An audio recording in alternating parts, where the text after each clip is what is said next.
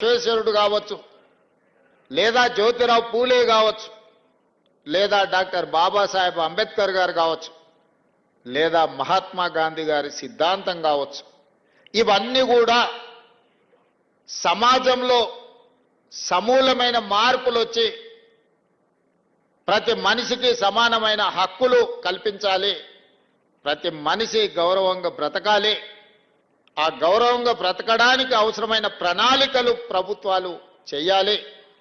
ప్రజలు ఎన్నుకున్న ప్రభుత్వం విధానపరమైన నిర్ణయాలు తీసుకొని పరిపాలనతో ముందుకు వెళ్తుంటే అందులో ఉన్న సమస్యల్ని, లోటుపాట్లను విశ్లేషించి విశదీకరించి ప్రభుత్వానికి అవసరమైన సలహాలు సూచనలు ఇచ్చి, ఒకవేళ ప్రతిపక్షాలు ఇచ్చిన సలహాలు సూచనల్ని పాటించకపోతే ఆ ప్రభుత్వానికి వ్యతిరేకంగా నిరసన కార్యక్రమాలు తెలపడానికి, అవసరమైతే రాస్తారోకోలు చేయడానికి, అవసరమైతే ధర్నాలు చేసి ఆమరణ నిరాహార దీక్ష వరకైనా వెళ్ళి ప్రభుత్వం చేస్తున్న తప్పిదాలను సరిదిద్ది ప్రజలకు ఒక సుపరిపాలన అందించడానికి ప్రతిపక్ష పార్లమెంటరీ వ్యవస్థను మనం ఏర్పాటు చేసుకున్నాం.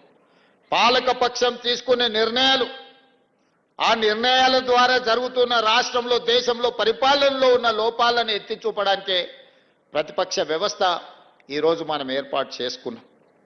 ఈ వ్యవస్థలన్నీ కూడా ప్రజల యొక్క సంక్షేమం, ప్రజల యొక్క అభివృద్ధి, ప్రజల యొక్క జీవన ప్రమాణాలు పెంచడానికే మనం అందరం కలిసి ఏర్పాటు చేసుకున్నాం. అదే మన భారత రాజ్యాంగం, డాక్టర్ బాబాసాహెబ్ అంబేద్కర్ గారు మనకు అందించిన వరం. ఆ డాక్టర్ బాబాసాహెబ్ అంబేద్కర్ గారు అందించిన వరమే ఈ ప్రజాస్వామ్య పార్లమెంటరీ వ్యవస్థ, ఈ శాసనసభలు.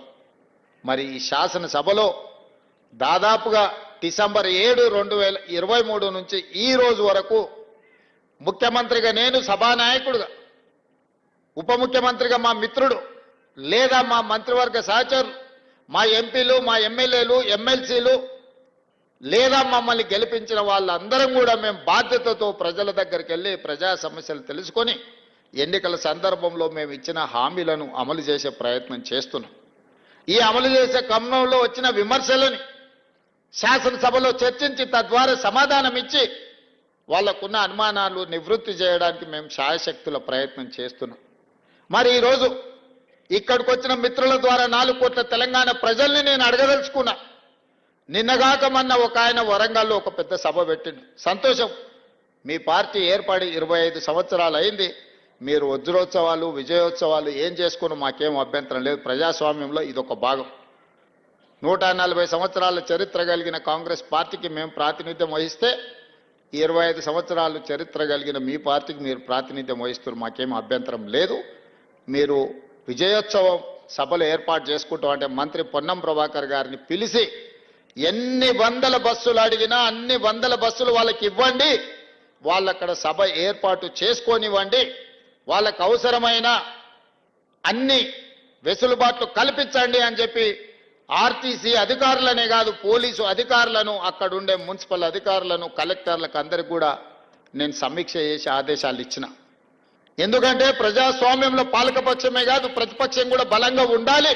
ప్రతిపక్షం ప్రజా సమస్యల్ని ప్రస్తావించాలి.